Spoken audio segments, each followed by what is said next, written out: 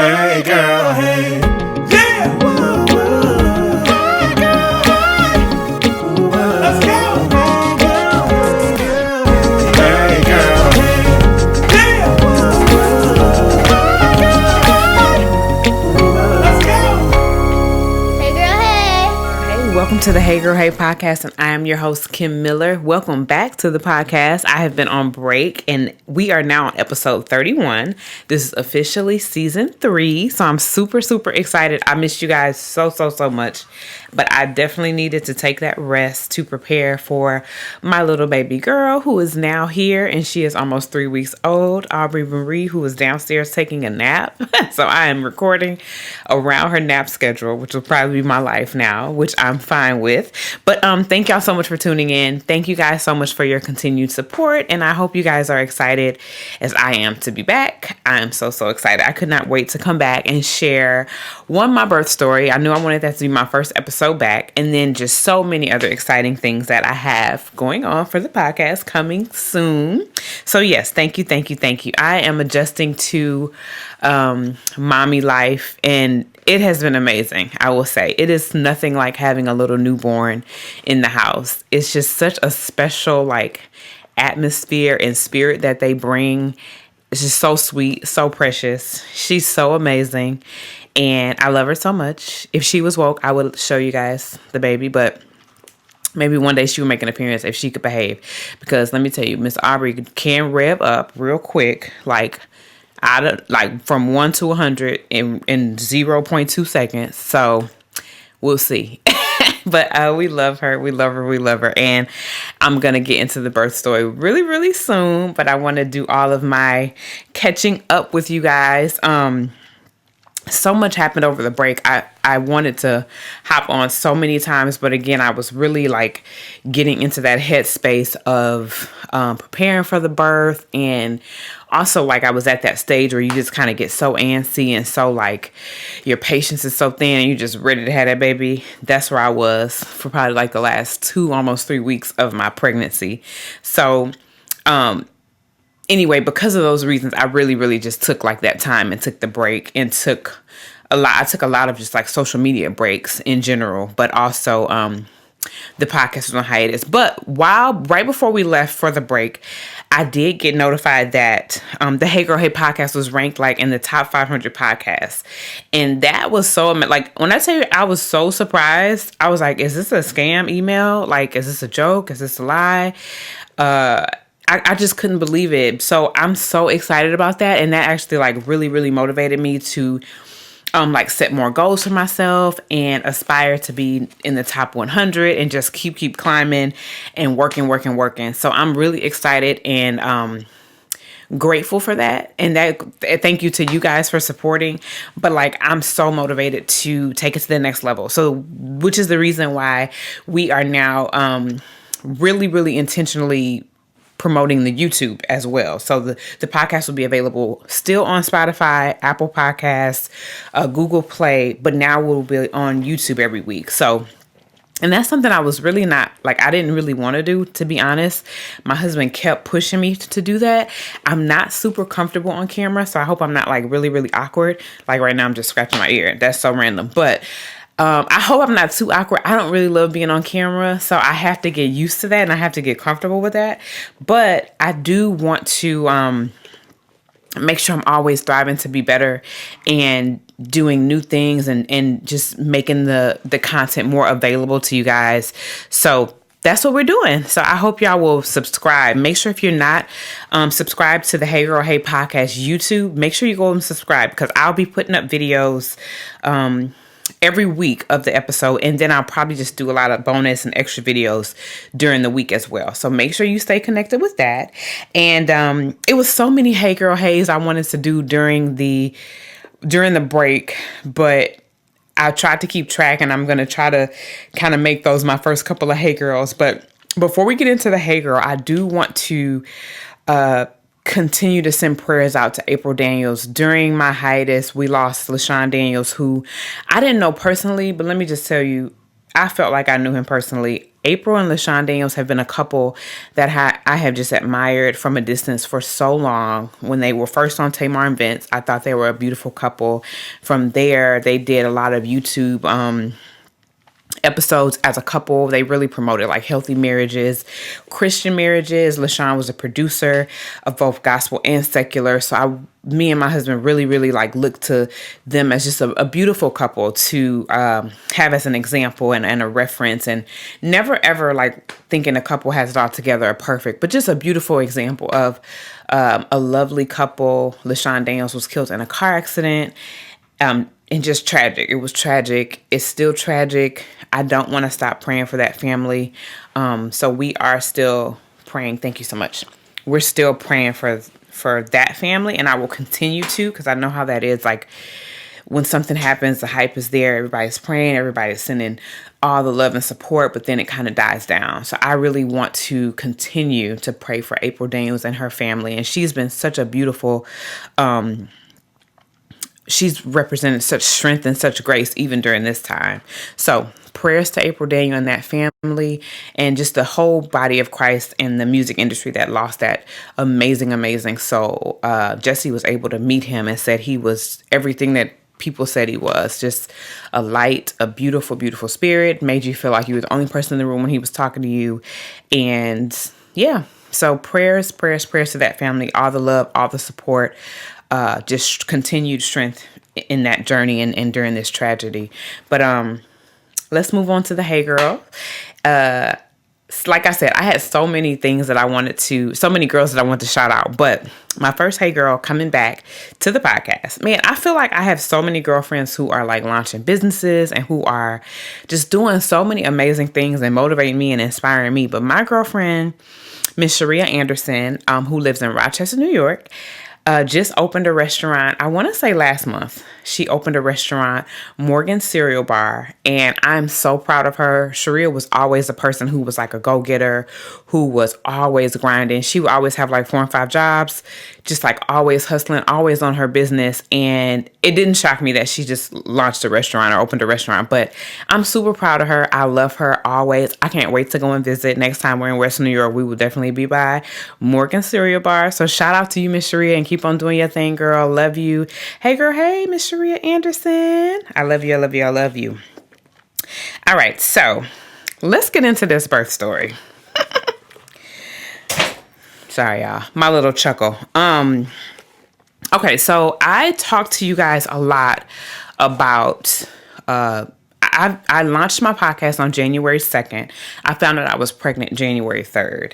So I feel like I literally was pregnant. I've been pregnant this entire podcast journey. And so during the time, I've kind of shared with you guys my desire to have a natural birth, my desire to specifically not have an epidural. I was doing a lot of reading and research on hypnobirthing and supernatural birth and all these different things that I was continuing to kind of keep you guys in the loop. And I made like a list of prayers for my birth, specific for my birth. And, listen, y'all, God did that thing. He really did. Like to the point where I was like, oh my God, this is scary. How much God honored my prayer request. The things that didn't happen, I understand and completely know why they didn't happen. Some things like it just wouldn't have worked out. So, and that was one of the things, like in writing out my birth plan and my birth prayer, it was about having a plan, having a prayer that you wanted to submit unto God, but also knowing like if God wanted to do anything different in the midst of that birth, I was open to that. So let me just talk to you about like leading up to the birth. So my due date was initially September 14th, but this whole entire pregnancy, probably like for sure the last 4 months, I felt like the baby was going to come September 7th, that first week of September. I felt so confident in it, y'all. I was like telling people that my due date was the 7th. Even my doctor was like, the baby is growing a week ahead of schedule. Leading up to like those weeks, my doctor was also confident that you probably have this baby early, blah, blah, blah, blah, blah. Well, come that first week of September, all you mommies know the last 4 weeks of your pregnancy, you're going to the doctor every week. So that first week in September, I went to my regular appointment, which was on Wednesday. My appointment was every Wednesday, which was like September 3rd at this point. And I was 2 centimeters dilated. My doctor was like, the baby is very, very low. She was like, she can probably come down a little bit more, but she's very, very low. So, if you want to start doing like your walking and start kind of doing some things to kind of get her to come down, you're very close. I was like, okay, cool. At that point, I was super ready. Like for me, the last 2 weeks of the pregnancy felt like forever. So at that point, I was like, whatever we got to do, let's get it done. So I kind of started doing some walking at that point. I was like, this baby probably going to be here by Saturday. If I was 2 centimeters dilated, I just kind of felt like she was coming. With Madison, I think I was 2 centimeters dilated when I actually went into labor. And I had to walk to get to 4, and then they admitted me. So I was like, yeah, this is about to happen. So that was Wednesday. Come Thursday, come Friday, come Saturday, come Sunday, nothing. So I was like, man, the whole weekend, I'm just like expecting her to come. Nothing's happening. So we get all the way to the next week, which is the following Wednesday, which at that point would have been what? The 10th, 11th, 12th, 13th. Yeah. So that was Wednesday the 10th. I go back to the doctor. My doctor was like, I can't believe that you haven't had this baby. Like, I just knew you was going to have the baby over the weekend. I was like, girl, me too. Because my doctor, I feel like we're friends. Shout out to Dr. Maluko. I love you so much. But anyway, so she checks me. I'm 4 centimeters dilated at this point. But I wasn't having any contractions. So if you know anything about labor and delivery and blah, blah, blah, you know that at 4 centimeters dilated, you are technically in labor, but you have to be having contractions to be considered active labor. So I wasn't having contractions. So my doctor, again, she was like, I feel like if you were to, go walk for, I feel like she said 2 hours. And I was like, who about to walk for 2 hours full pregnant? But I was not doing that. But I did walk. Like I was walking every morning, every evening at this point. She was like, go, everybody tells you go have sex, go do all these things because you can get this thing going. And I was like doing all the things. Like I really was committed to getting this baby there. So that was Wednesday. Hold on. I'm sorry. Let me backtrack. The previous Wednesday where I said I was 2 centimeters dilated, when I got home, I took a nap, got up, and I passed what to me looked like the mucus plug. So I didn't pass that with Madison, so I wasn't like 100% sure, but it looked to me like what people describe as the mucus plug. Like I Googled it. It looked very similar to what people describe and what it looked like on Google. So that was something I was like, okay, this got to be go time soon. But again, I went all the way to that next 7 days. So when I got home from that following appointment where I was 4 centimeters dilated, again, I passed some more blood that looked like the bloody show and the mucus plug or whatever. So I was talking to like my girlfriends who are doulas. I was talking to Morgan, who we had on the podcast, Crystal, who I had on the podcast, and just telling them what I was experiencing. Shout out to my friend Jerry, who is also a doula in New York. I was telling all these girls like what was going on. And they were like, you're probably your cervix is further dilating, which is what that means when you start to pass more of the plug and more of the mucus and blah, blah, blah. So you're very, very close. Like they were super encouraging. Like your body is doing what it's supposed to do. It's progressing. Now you just have to, wait for the contractions to start. So Wednesday night, I start having contractions. They're about 5 minutes apart. This is September 10th we're talking about. Yes. But they were very, very subtle. Like I was able to track them. So they were obviously enough for me to notice that something was happening. But they were so subtle. I was just like, man, these are super, super manageable. Very, very subtle. About 5 minutes apart. This went on for like an hour. So at this point, I call my doctor. We start also getting Madison ready to go to my best friend Lenore's house because she lived close enough. That was always our plan. That way Maddie can get to school in the morning and everybody was close in proximity, so we didn't have to do too much moving and shaking. So we get Maddie situated because this is going on for an hour, 5 minutes apart contractions, but they were not progressing. So they were not ever getting more intensified.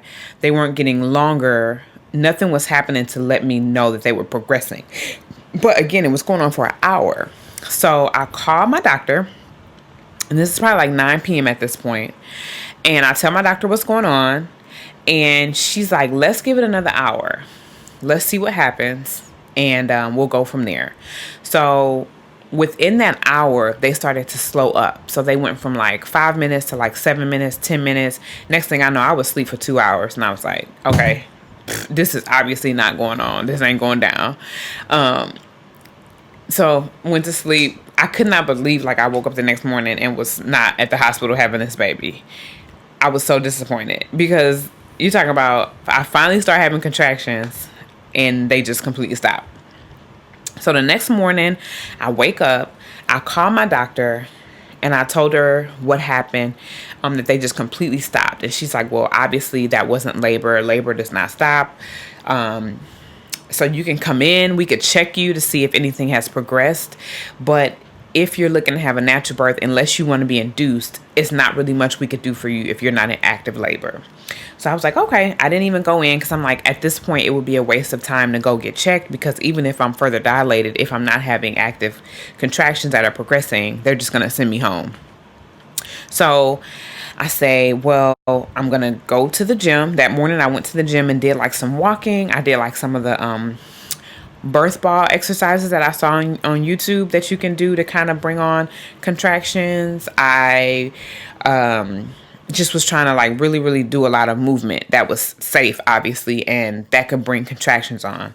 I also got the raspberry leaf tea. Now, people have been telling me about that tea for at least like the last week of my pregnancy, and I hadn't really gotten it yet. But at this point, I was like, man, I'm kind of like ready. It's Thursday, September 11th. I'm like, okay, I want to get this thing going.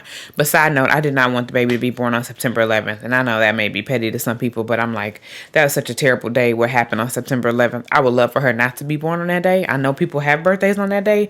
And whenever you're born, you're born. But I was like, Lord, if she could just be born on the 10th, on the 12th, that would be nice. Anything after the 12th or whatever.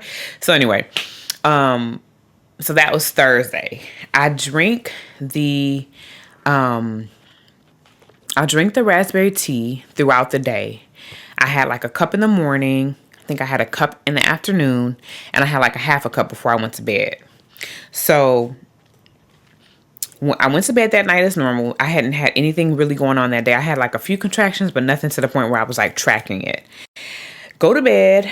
I wake up at 10:30 to like bad contractions. Like off the bat, waking me up out of my sleep bad. Now, backtrack. Prior to that moment, I had been telling, anytime I had like contractions, I was like letting Jesse know ASAP. We were kind of like getting things ready. As soon as something started, blah, blah, blah, blah. I don't know why I keep saying blah, blah, blah, blah.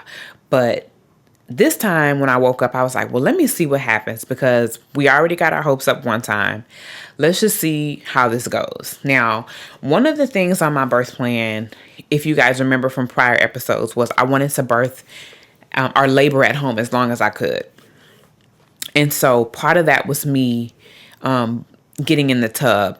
That first time I had those contractions, I got in the tub for like an hour, felt really, really good. Same thing I was going to do again. So at 10:30, I wake up to really bad contractions and I go ahead and I get in the tub. So didn't tell Jesse anything. Jesse was upstairs in his studio working. Madison was asleep. So I was like, I'm not going to alarm anybody. I'm going to go ahead and get in the tub and see what happens. Okay. This is another segue side note.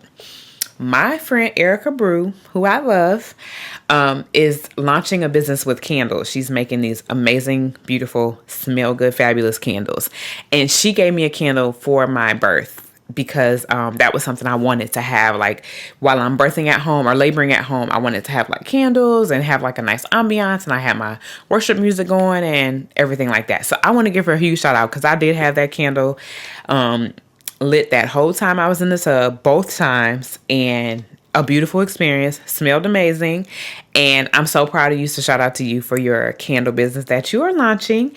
Soon as she makes that information available, I will make sure to let you guys know about the name of that company and where you can find those candles. That is coming very, very soon. So segue back to the story. Get in the tub, and the contractions are like so bad that I probably was only able to stay in the tub like 25 minutes, maybe. This is like 10:30. Yeah, from like 10:30 to 11, I'm in the tub. And at this point, Jesse comes down, and he's like, "Are you all right? Like, is this go time? What's going on?" I'm like, "They are super bad. Like, they are lasting like a minute long, and they're like every 3 minutes apart. That is super, super close and long." So I'm like, I think we need to go. We need to start making preparation. So I called my mom, because my mom was going to be in the room with us when I delivered. And I called my sister, because I was like, I wouldn't want to wake Madison up in the middle of the night and have her uprooted and all like, I'm scared. What's going on? And I was like, my sister could just come to the house. Madison can stay asleep. She can go to school in the morning, and she won't have to be like woken up out of her sleep. Well, my sister was moving slow. And Jesse was like, "No, I'm not waiting on your sister." And thank God he said that, because I think if we had waited for my sister, we wouldn't have made it to the hospital. Like, we would have had that baby either in the car or in the house. So Jesse ended up taking Madison again to my best friend's house, who was right down the street. And Madison comes and says goodbye to me. I'm still in the tub. She comes and gives me a kiss. She wasn't like shaken up or anything, which I don't know why I thought she would be shaken up, because she acts like a 20-year-old sometimes. But I didn't want her to like see me in pain either. And she was fine. Like Jesse said, she was fine in the car ride. He could tell she was like a little bit like nervous, but not like scared. So anyway, she was good. So by the time Jesse gets back, again, my friend lives like 5 minutes down the street. By the time Jesse gets back, I'm out of the tub. I'm getting dressed, but I'm like bent over like every couple of minutes, because these contractions are so painful. I mean, I was talking to my cousin Mallory, who I really wanted to talk to people who had gone through a natural birth, just to kind of like encourage me and kind of get my mind ready.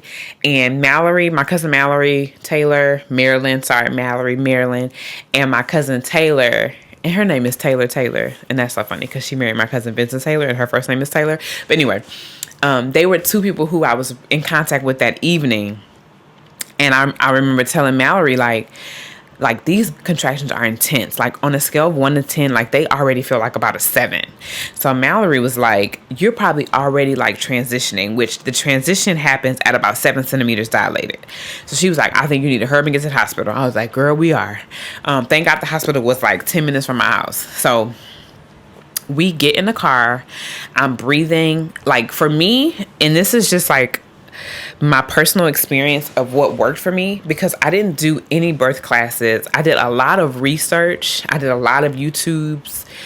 I did a lot of stuff like that, but I didn't do any classes. But for me, I had to breathe like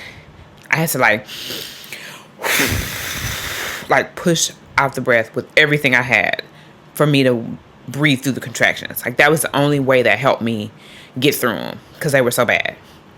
And they did feel like cramps, really, really bad cramps, but they were just super, super intense off the bat. So I'm breathing through them.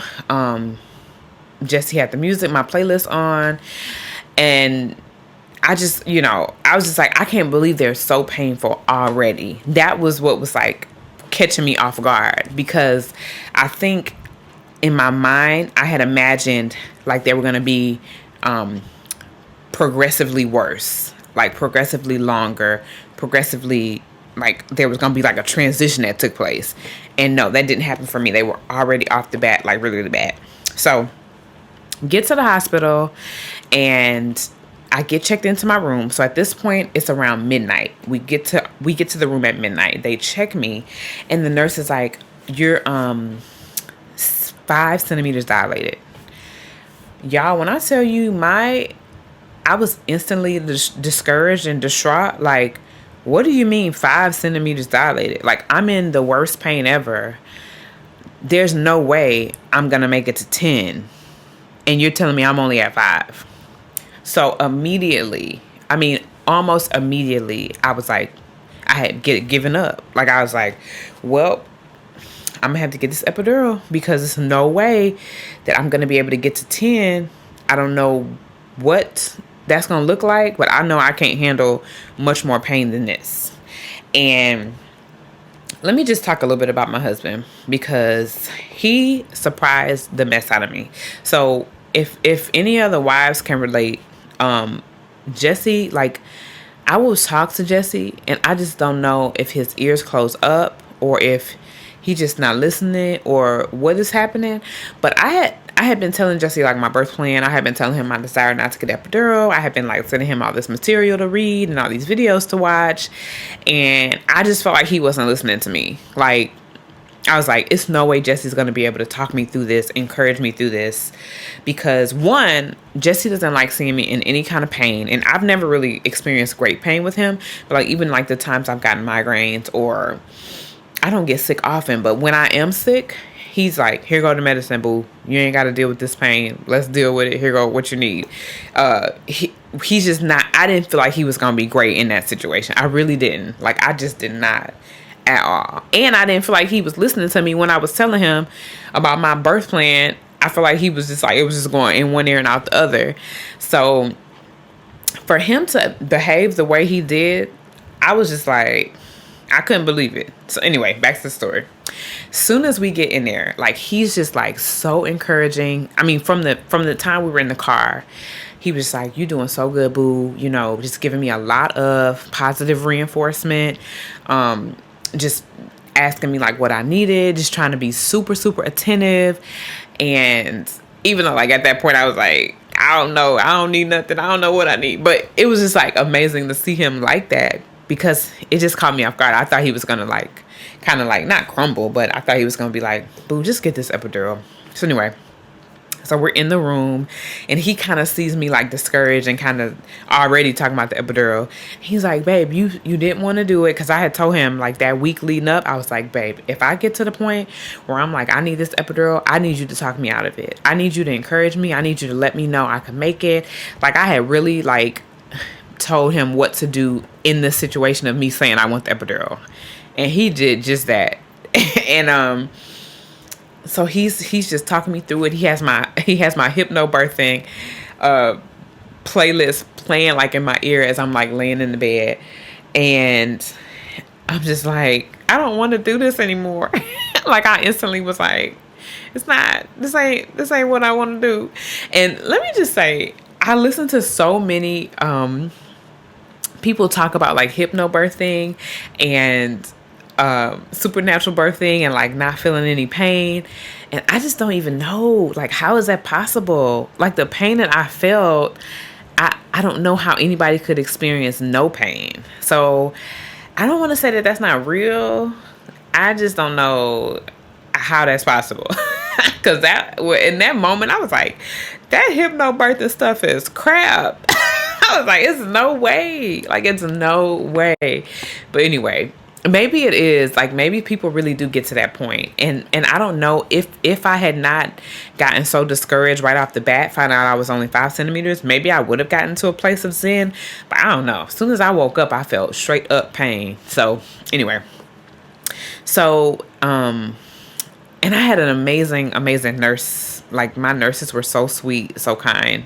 And that was one of the things that I really, really wanted to happen for me, was for me to have nurses that were able to support me and kind of encourage me through that as well. So I'm in the bed, and that was one thing I didn't want to do, was be confined to the bed, because I felt like that's when the contractions are just so much harder to handle, like when you're laying in the bed.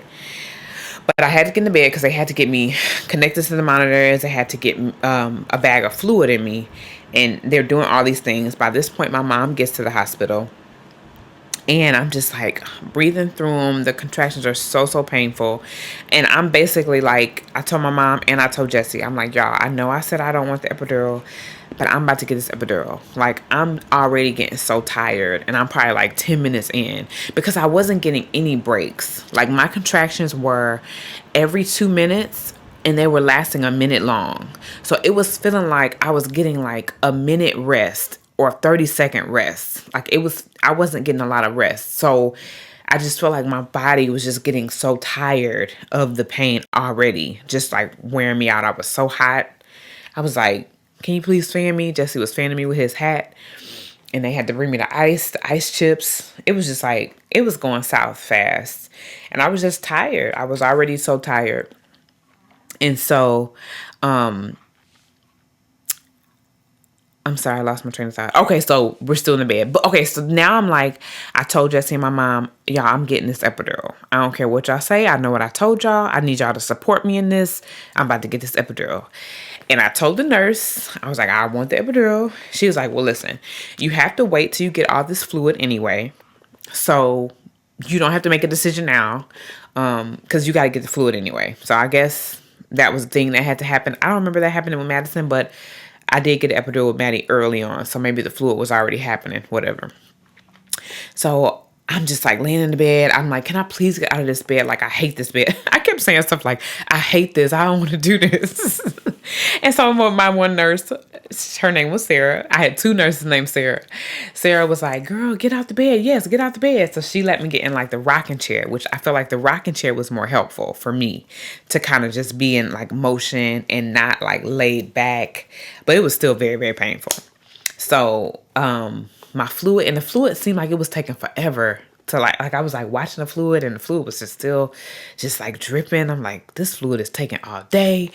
There was a point in time where I was like, can I please get out of this robe? And I was just completely butt naked.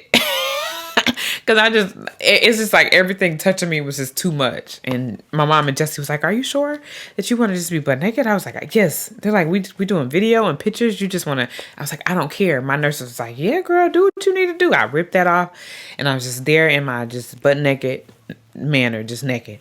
So at the same time, and it was so funny. So my mom, I'm sorry, I'm like all over the place, but I'm trying to like remember all the story.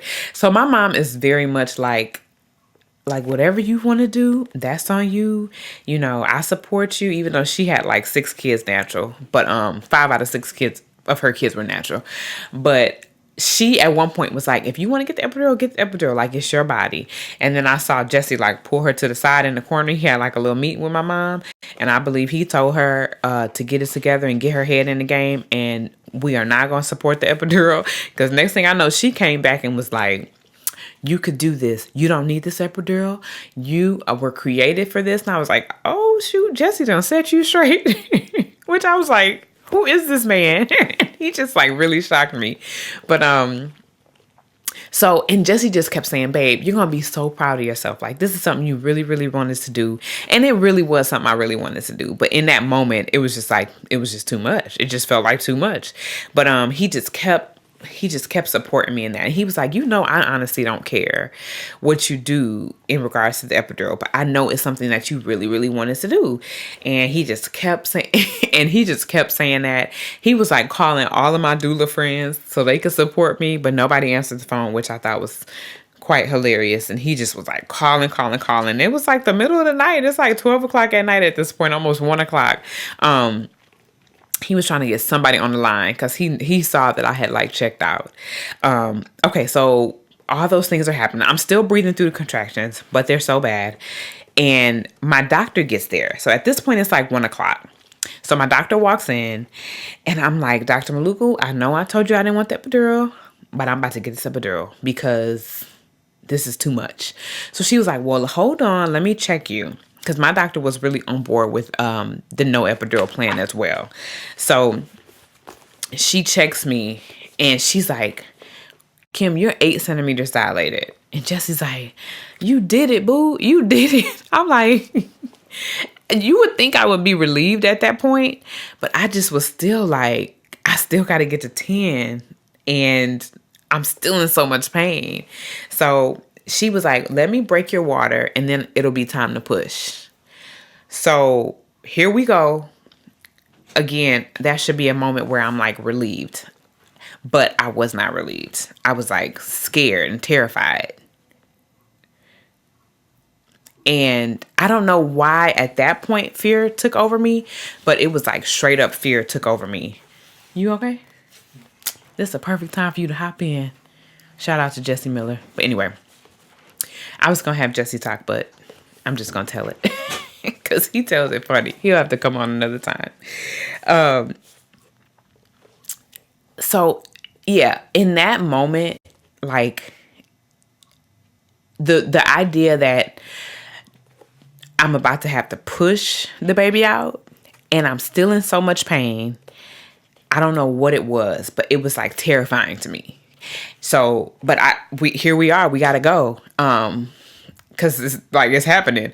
So she literally breaks my water. And that was like a relief, I will say. Like I felt that happen. I felt like a little bit of pressure come down or a little bit of edge come off. And immediately I felt the baby come down, like instantly. And so she's like, the next contraction is time to push. I think I mentally was not ready for that transition yet because I'm still like over here, like trying to wrap my head around getting from 5 centimeters to 10 centimeters. Now I'm 8. I'm still trying to wrap my head around getting to 10. And I never had like wrapped my head around, okay, it's time to push. Y'all, when I tell you, first of all, I'm not a person that screams. I don't really scream like that. I had never really even heard myself scream in this manner. But when it was time to push, I started screaming like a maniac. Like not even like on the movies how you see women screaming like in pain or agony. It was like the only thing I could compare it to is like if you were like on a young child was on a roller coaster screaming out, like screaming in fear. Or like if you being chased by a dog screaming as a little kid. I can only think about little children in the scenario of screaming because I just started screaming. And I don't know why. Like, I can't even tell you why. The only thing I can say is it was just like fear that came over me. And like the screaming like was helping me push because I still felt physically unable to push. But when I screamed, it helped me to push. And at one point, my nurse was like, Kim, you're going to have to stop screaming. And my mom said I just screamed right in her face. So I just screamed the whole way through. But I screamed and screamed and screamed. I pushed one time and my doctor is like, she got a lot of hair. And I was still like, I was like, I can't do it. I can't do it no more. My doctor's like, yeah, you can. You're going to push. Because it was still like so hard. It felt really, really hard to put. Like, it felt like I still had to use so much strength that I just didn't have. But I pushed one more time and Aubrey was there. Aubrey was there in my arms, just crying out. And I was like, man, that's probably why Aubrey be screaming now. Because I was screaming when she was born. But it was the most amazing, terrifying, crazy experience that I have ever been through in my life. I'm still a little bit like shaken up by that experience. But I will say that I cannot believe that it happened that way. Like it literally happened the way I desired it to happen in the grand scheme of things. Because I kept praying for a quick birth. That was something I prayed like.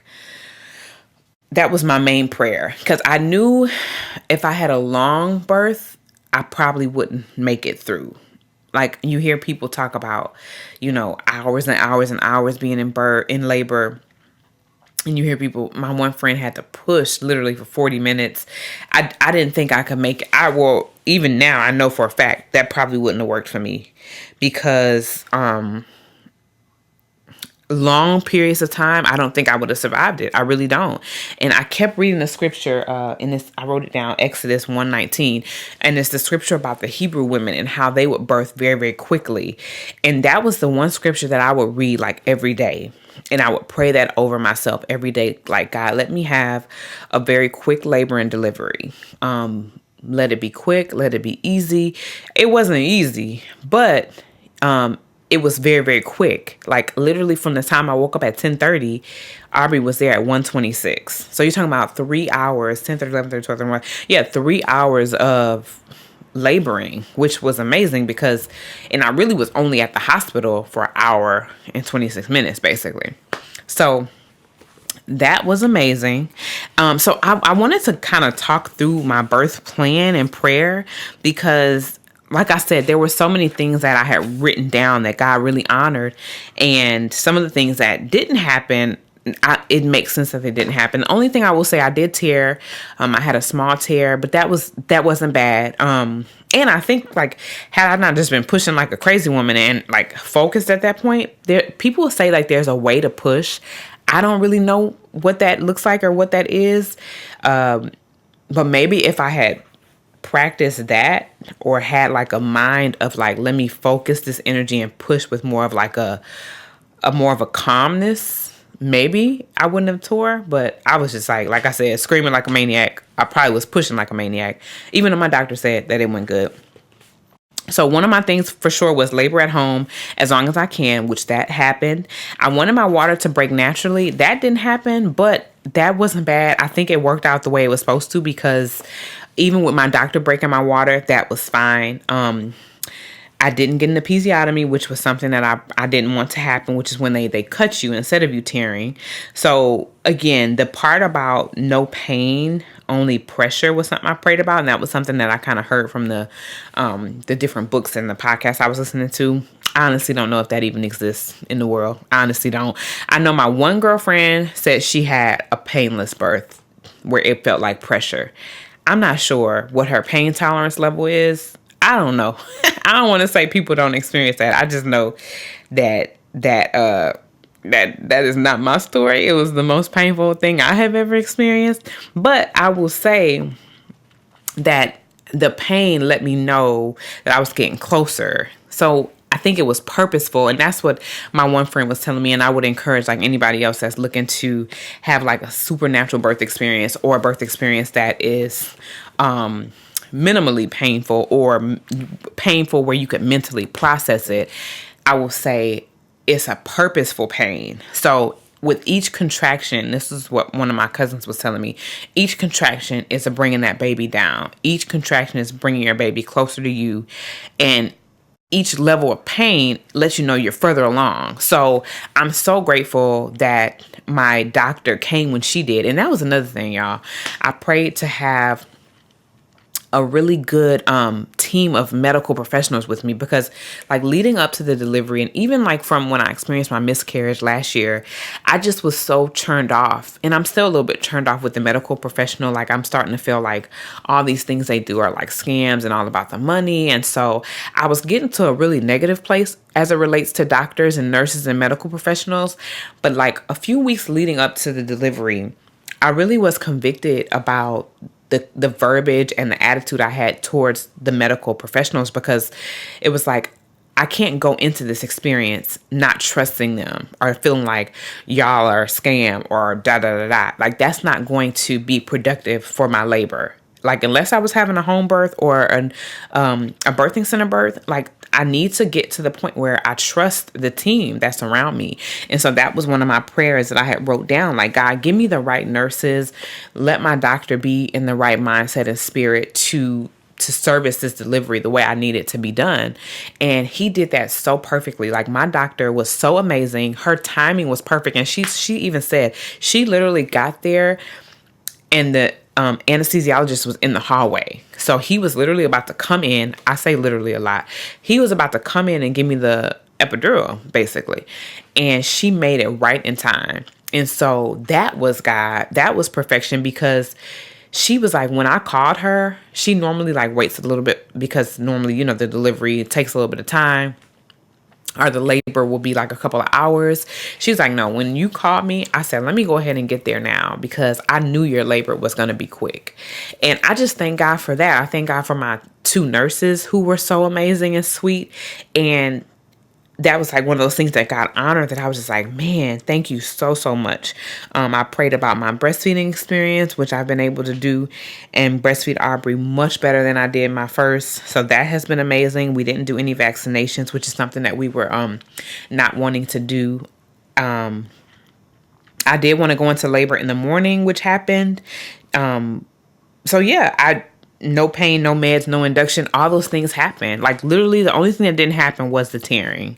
And again, I think that that's a part of it sometimes. I mean, it would have been nice if I didn't tear, but it was not the end of the world. I probably felt better by like day 6 after that, when my stitches kind of healed up. But so, yeah, that was my experience. That was my birth. And one of the things I learned, like, about the experience and things I wish I had been in a better mindset is, and this is from my friend who's a doula as well, like each contraction, just take it a contraction at a time. So I think for me, it was very overwhelming to think I'm in this much pain right now and I have to get to this point, as opposed to saying, okay, let me get through this one contraction and then focus on that. Then you got your little break. And then you get to that point again. Let me get through this next one. If you think about it in a big picture, like I got to deal with 20 contractions like this, like that is overwhelming and discouraging. So that was the main thing that I wish I had done. But again, it all worked out, and I'm so grateful for my husband. Again, he was amazing. I'm grateful for the medical professionals who were amazing. And I want to get my doctor something. I want to get her like a gift, and I don't know what to get her because she was just so good and so calm and so wonderful. But anyway, and I thank God for, everybody that was praying for me and praying for my birth plan. I had a lot of friends who were interceding about the specific plan that I had. And I'm just grateful to God, man. I am so grateful to God. I don't know that I would do this ever again. And I'm still like, this is 3 weeks ago that I had Aubrey. So I'm still like very, very new. Maybe I've changed my mind. I don't know. But it was amazing to know that your body could do that your body can push through in that way. And it was amazing for me to know that God honored my prayer, even when I gave up on the prayer. Essentially, like I was over it. I had thrown out the window all the things that I was like believing and trusting God for. But God still was like, no, I'm going to honor that. I'm going to honor your prayer. I'm going to cause XYZ to fall in place so that this can come to pass, because this is the desire of your heart. And that was like something that is even like blessing me now. Is like, even when we don't honor, even when we physically or mentally aren't there to do what it is that we have asked God to do, God will then step in and give you the strength, or God will then step in to make the situation fall into place so that can happen. And so that's what happened for me. So I hope that encourages you. I hope that blesses you. If you have questions about this, if I left stuff out, I don't know, I probably was kind of like rambling a little bit, but please feel free. I probably will do like an Instagram live or a Facebook live to do like some question and answers about other people's birth stories. I'm like obsessed with birth stories. So I know for me, it was really good for me to hear positive birth stories when I was pregnant, and when I was more so at the end of my pregnancy, I was watching birth stories like every single day, 5 a day. But yeah, reach out if you have questions. Again, y'all, I want to do the YouTubes every week, or I will be doing the YouTubes every week. So make sure you subscribe so you can know about any videos that have been uploaded. And yeah, I hope you enjoy this episode. I am doing a lot of, after this birth story episode, I'm going to move into a relationship series, which I'm really excited about. I've already recorded a couple of those episodes, and I know you guys are going to enjoy the couples that I have to come on. But I hope you guys enjoyed this story. I hope it blessed you. I hope it encouraged you. And again, if you have questions or feedback or concerns, hit me up, heygirlheypod@gmail.com, or I'm on Instagram, the Hey Girl Hey Podcast. I would love to hear from you. I am so excited to be back, and yeah, love y'all. Bye, girls. Bye.